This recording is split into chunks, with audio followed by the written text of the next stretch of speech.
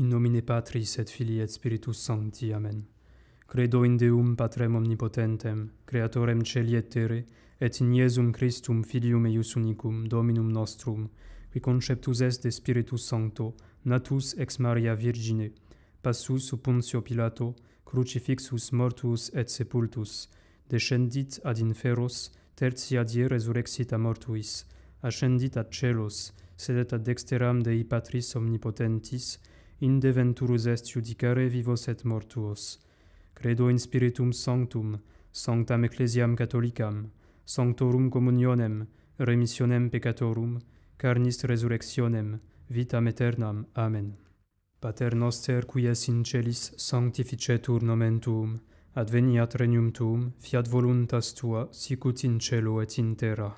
Panem nostrum quotidianum da nobis hodie, et dimite nobis debita nostra, sicut et nos dimittimus debitoribus nostris, et ne nos inducas in tentationem, sed libera nos a malo. Amen.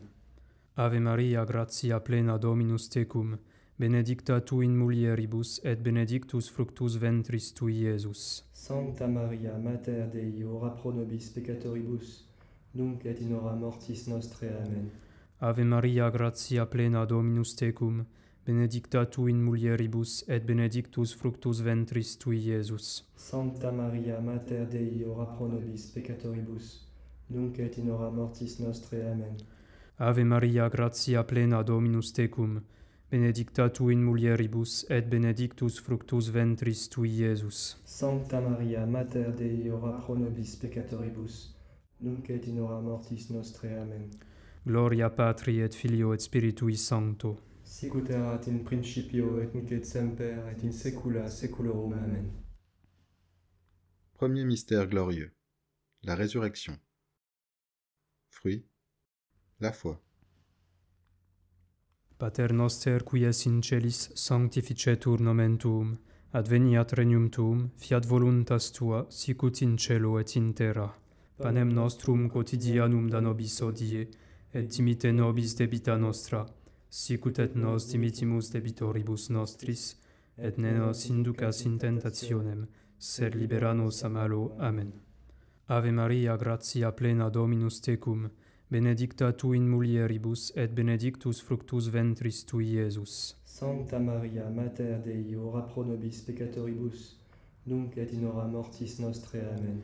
Ave Maria, gratia plena Dominus tecum, benedicta tu in mulieribus, et benedictus fructus ventris tui, Iesus. Sancta Maria, Mater Dei, ora pro nobis peccatoribus, nunc et in hora mortis nostrae. Amen.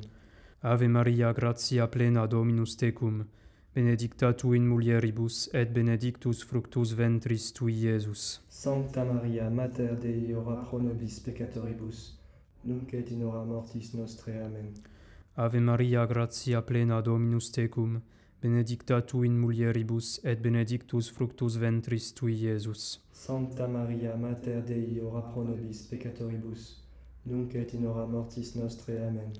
Ave Maria, gratia plena Dominus tecum, benedicta tu in mulieribus, et benedictus fructus ventris tui, Iesus. Sancta Maria, Mater Dei, ora pro nobis peccatoribus, nunc et in hora mortis nostrae. Amen. Ave Maria, gratia plena Dominus tecum, benedicta tu in mulieribus, et benedictus fructus ventris tui, Iesus. Sancta Maria, Mater Dei, ora pro nobis peccatoribus, nunc et in hora mortis nostrae. Amen. Ave Maria, gratia plena Dominus tecum, benedicta tu in mulieribus, et benedictus fructus ventris tui, Iesus. Sancta Maria, Mater Dei, ora pro nobis peccatoribus, nunc et in hora mortis nostrae. Amen. Ave Maria, gratia plena Dominus tecum, benedicta tu in mulieribus, et benedictus fructus ventris tui, Iesus. Sancta Maria, Mater Dei, ora pro nobis peccatoribus, nunc et in hora mortis nostrae. Amen. Ave Maria, gratia plena Dominus tecum, benedicta tu in mulieribus, et benedictus fructus ventris tui, Iesus. Sancta Maria, Mater Dei, ora pro nobis peccatoribus, nunc et in hora mortis nostrae. Amen. Ave Maria, gratia plena Dominus tecum, benedicta tu in mulieribus, et benedictus fructus ventris tui, Iesus. Sancta Maria, Mater Dei, ora pro nobis peccatoribus, nunc et in hora mortis nostrae. Amen. Gloria Patri et Filio et Spiritui Sancto. Sic ut erat in principio et nunc et semper et in saecula saeculorum. Amen. Ô mon Jésus, pardonnez-nous nos péchés, préservez-nous du feu de l'enfer, conduisez au ciel toutes les âmes, secourez surtout celles qui ont le plus besoin de votre sainte miséricorde. Fidelium anime per misericordiam Dei requiescant in pace. Amen. Deuxième mystère glorieux, l'Ascension. Fruit, l'espérance. Pater noster qui es in celis, sanctificetur nomen tuum, adveniat regnum tuum, fiat voluntas tua, sicut in cielo et in terra. Panem nostrum quotidianum da nobis hodie, et dimite nobis debita nostra, sicut et nos dimittimus debitoribus nostris, et ne nos inducas in tentationem, sed libera nos a malo. Amen. Ave Maria, gratia plena Dominus tecum, benedicta tu in mulieribus, et benedictus fructus ventris tui, Iesus. Sancta Maria, Mater Dei, ora pro nobis peccatoribus, nunc et in hora mortis nostrae. Amen.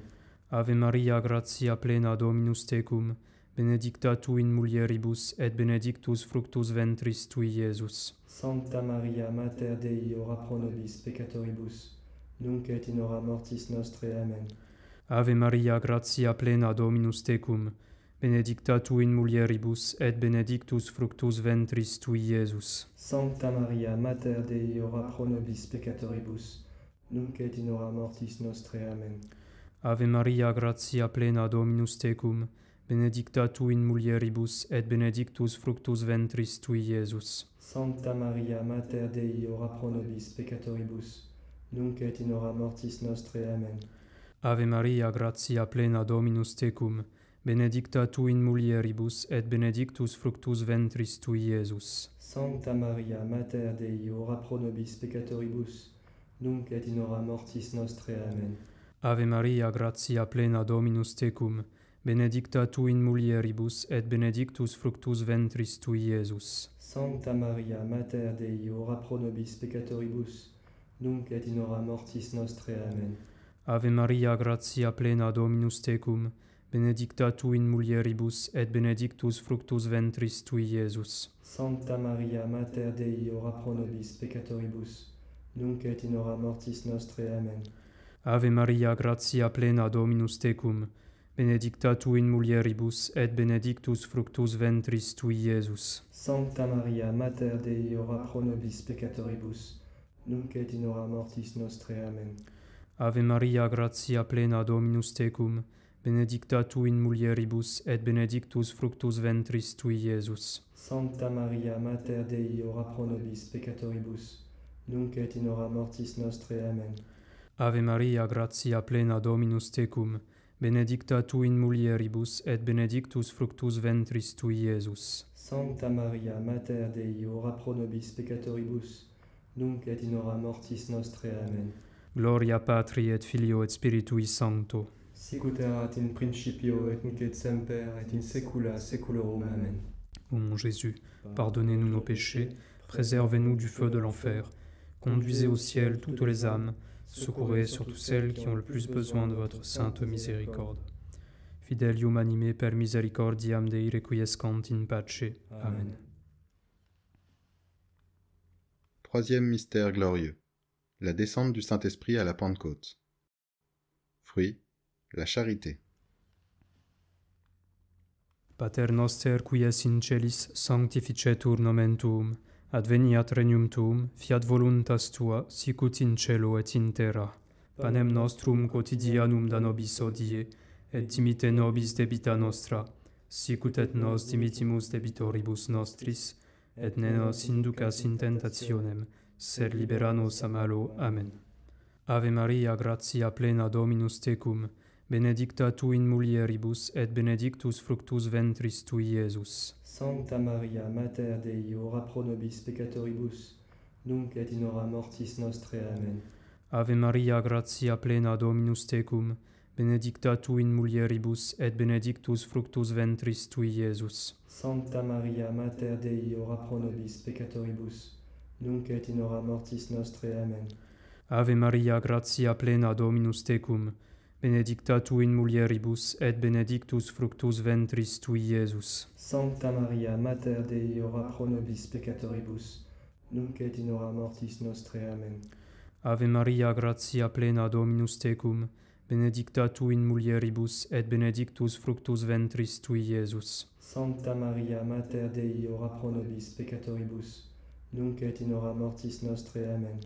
Ave Maria, gratia plena, Dominus tecum, benedicta tu in mulieribus, et benedictus fructus ventris tui, Iesus. Sancta Maria, Mater Dei, ora pro nobis peccatoribus, nunc et in hora mortis nostrae. Amen. Ave Maria, gratia plena, Dominus tecum, benedicta tu in mulieribus, et benedictus fructus ventris tui, Iesus. Sancta Maria, Mater Dei, ora pro nobis peccatoribus, nunc et in hora mortis nostrae. Amen. Ave Maria, gratia plena, Dominus tecum, benedicta tu in mulieribus, et benedictus fructus ventris tui, Iesus. Sancta Maria, Mater Dei, ora pro nobis peccatoribus, nunc et in hora mortis nostrae. Amen. Ave Maria, gratia plena, Dominus tecum, benedicta tu in mulieribus, et benedictus fructus ventris tui, Iesus. Sancta Maria, Mater Dei, ora pro nobis peccatoribus, nunc et in hora mortis nostrae. Amen. Ave Maria, gratia plena, Dominus tecum, benedicta tu in mulieribus, et benedictus fructus ventris tui, Iesus. Sancta Maria, Mater Dei, ora pro nobis peccatoribus, nunc et in hora mortis nostrae. Amen. Ave Maria, gratia plena, Dominus tecum, benedicta tu in mulieribus, et benedictus fructus ventris tui, Iesus. Sancta Maria, Mater Dei, ora pro nobis peccatoribus, nunc et in hora mortis nostrae. Amen. Gloria Patri et Filio et Spiritui Sancto. Sic ut erat in principio et nunc et semper et in saecula saeculorum. Amen. Ô mon Jésus, pardonnez-nous nos péchés, préservez-nous du feu de l'enfer, conduisez au ciel toutes les âmes, secourez surtout celles qui ont le plus besoin de votre sainte miséricorde. Fidelium anime per misericordiam Dei requiescant in pace. Amen. Quatrième mystère glorieux. L'Assomption de la Bienheureuse Vierge Marie dans le ciel. Fruit, une tendre dévotion envers notre Bienheureuse Mère. Pater noster qui es in celis, sanctificetur nomen tuum, adveniat regnum tuum, fiat voluntas tua, sicut in cielo et in terra. Panem nostrum quotidianum da nobis hodie, et dimite nobis debita nostra, sicut et nos dimitimus debitoribus nostris, et ne nos inducas in tentationem, sed libera nos a malo. Amen. Ave Maria, gratia plena, Dominus tecum, benedicta tu in mulieribus, et benedictus fructus ventris tui, Iesus. Sancta Maria, Mater Dei, ora pro nobis peccatoribus, nunc et in hora mortis nostrae. Amen. Ave Maria, gratia plena, Dominus tecum, benedicta tu in mulieribus, et benedictus fructus ventris tui, Iesus. Sancta Maria, Mater Dei, ora pro nobis peccatoribus, nunc et in hora mortis nostrae. Amen. Ave Maria, gratia plena, Dominus tecum, benedicta tu in mulieribus, et benedictus fructus ventris tui, Iesus. Sancta Maria, Mater Dei, ora pro nobis peccatoribus, nunc et in hora mortis nostrae. Amen. Ave Maria, gratia plena, Dominus tecum, benedicta tu in mulieribus, et benedictus fructus ventris tui, Iesus. Sancta Maria, Mater Dei, ora pro nobis peccatoribus, nunc et in hora mortis nostrae. Amen. Ave Maria, gratia plena, Dominus tecum, benedicta tu in mulieribus, et benedictus fructus ventris tui, Iesus. Sancta Maria, Mater Dei, ora pro nobis peccatoribus, nunc et in hora mortis nostrae. Amen. Ave Maria, gratia plena, Dominus tecum, benedicta tu in mulieribus, et benedictus fructus ventris tui, Iesus. Sancta Maria, Mater Dei, ora pro nobis peccatoribus, nunc et in hora mortis nostrae. Amen. Ave Maria, gratia plena, Dominus tecum, benedicta tu in mulieribus, et benedictus fructus ventris tui, Iesus. Sancta Maria, Mater Dei, ora pro nobis peccatoribus, nunc et in hora mortis nostrae. Amen. Ave Maria, gratia plena, Dominus tecum, benedicta tu in mulieribus, et benedictus fructus ventris tui, Iesus. Sancta Maria, Mater Dei, ora pro nobis peccatoribus, nunc et in hora mortis nostrae. Amen. Ave Maria, gratia plena, Dominus tecum, benedicta tu in mulieribus, et benedictus fructus ventris tui, Iesus. Sancta Maria, Mater Dei, ora pro nobis peccatoribus, nunc et in hora mortis nostre. Amen. Ave Maria, gratia plena Dominus tecum, benedicta tu in mulieribus, et benedictus fructus ventris tui, Iesus. Sancta Maria, Mater Dei, ora pro nobis peccatoribus, nunc et in hora mortis nostre. Amen. Gloria Patri et Filio et Spiritui Sancto. Sic ut erat in principio et nunc et semper et in saecula saeculorum. Amen. Ô mon Jésus, pardonnez-nous nos péchés, préservez-nous du feu de l'enfer, conduisez au ciel toutes les âmes, secourez surtout celles qui ont le plus besoin de votre sainte miséricorde. Fidelium anime per misericordiam Dei requiescant in pace. Amen. Cinquième mystère glorieux. Le couronnement de la bienheureuse Vierge Marie, Reine du ciel et de la terre. Fruit, la persévérance et l'augmentation dans la vertu jusqu'à la mort, et notre couronnement de gloire dans le ciel. Pater noster qui es in celis, sanctificetur nomen tuum, adveniat regnum tuum, fiat voluntas tua, sicut in cielo et in terra. Panem nostrum quotidianum da nobis hodie, et dimite nobis debita nostra, sicut et nos dimitimus debitoribus nostris, et ne nos inducas in tentationem, sed libera nos a malo. Amen. Ave Maria, gratia plena Dominus tecum, benedicta tu in mulieribus, et benedictus fructus ventris tui, Iesus. Sancta Maria, Mater Dei, ora pro nobis peccatoribus, nunc et in hora mortis nostre. Amen.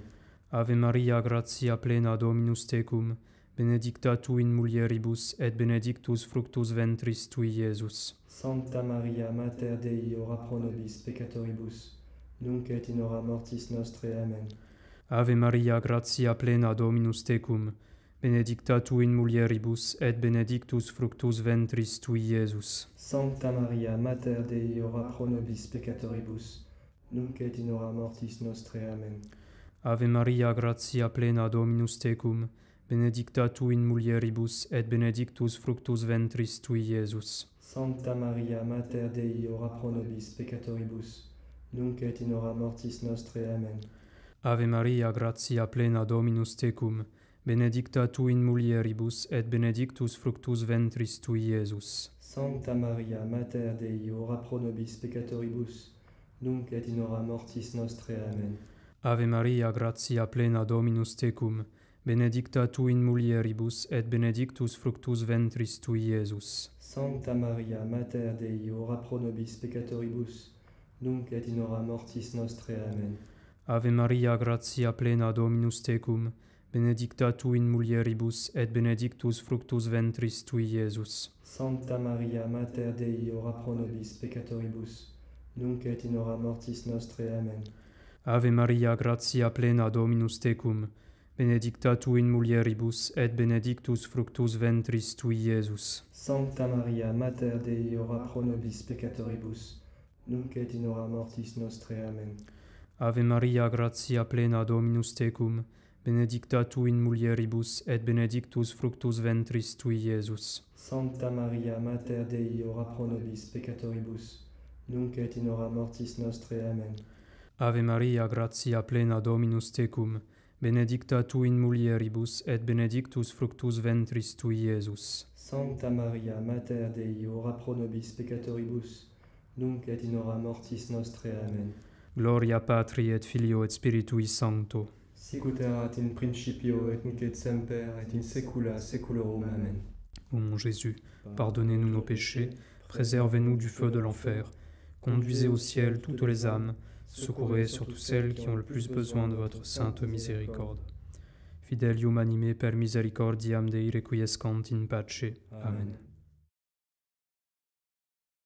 Kyrie eleison. Kyrie eleison. Christe eleison. Christe eleison. Kyrie eleison. Kyrie eleison. Christe audinos. Christe audinos. Christe exaudinos. Christe exaudinos. Pater de celis Deus, Miserere nobis. Filii Redemptor mundi Deus, Miserere nobis. Spiritus Sancte Deus, Miserere nobis. Sancta Trinitas unus Deus, Miserere nobis. Sancta Maria, Ora pro nobis. Sancta Dei Genitrix, Ora pro nobis. Sancta Virgo Virginum, Ora pro nobis. Mater Christi, ora pro nobis, Mater divine gratiae, ora pro nobis, Mater purissima, ora pro nobis, Mater castissima, ora pro nobis, Mater inviolata, ora pro nobis, Mater intemerata, ora pro nobis, Mater amabilis, ora pro nobis, Mater admirabilis, ora pro nobis, Mater boni consilii, ora pro nobis, Mater creatoris, ora pro nobis, Mater salvatoris, ora pro nobis, Virgo prudentissima,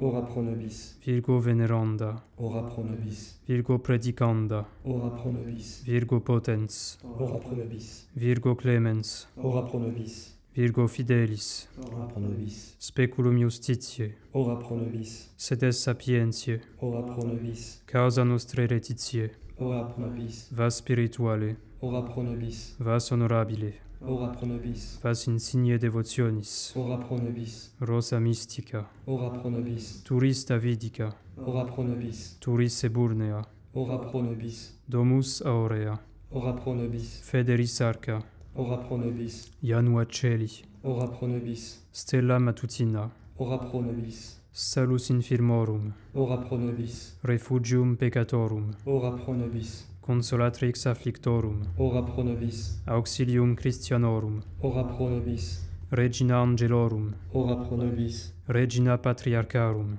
ora pro nobis, regina prophetarum, ora pro nobis, regina apostolorum, ora pro nobis, regina martyrum, ora pro nobis, regina confessorum, ora pro nobis, regina virginum, ora pro nobis, regina sanctorum omnium, ora pro nobis, regina sine labe originali concepta, ora pro nobis, regina in celum assumpta, ora pro nobis, regina sacratissimi rosarii, ora pro nobis, regina pacis, ora pro nobis, Agnus Dei qui tollis peccata mundi, parce nobis Domine, Agnus Dei qui tollis peccata mundi, Zaudi nos Domine, Agnus Dei qui tollis peccata mundi, miserere nobis, ora pro nobis sancta Dei genitrix, ut digni ficiamur promissionibus Christi, oremus concede nos famulos tuos, quesumus Domine Deus perpetue mentis et corporis sanitate gaudere, et gloriosa Beate Mariae semper Virginis intercessione, a presenti liberare tristitia et eterne perflui letitia,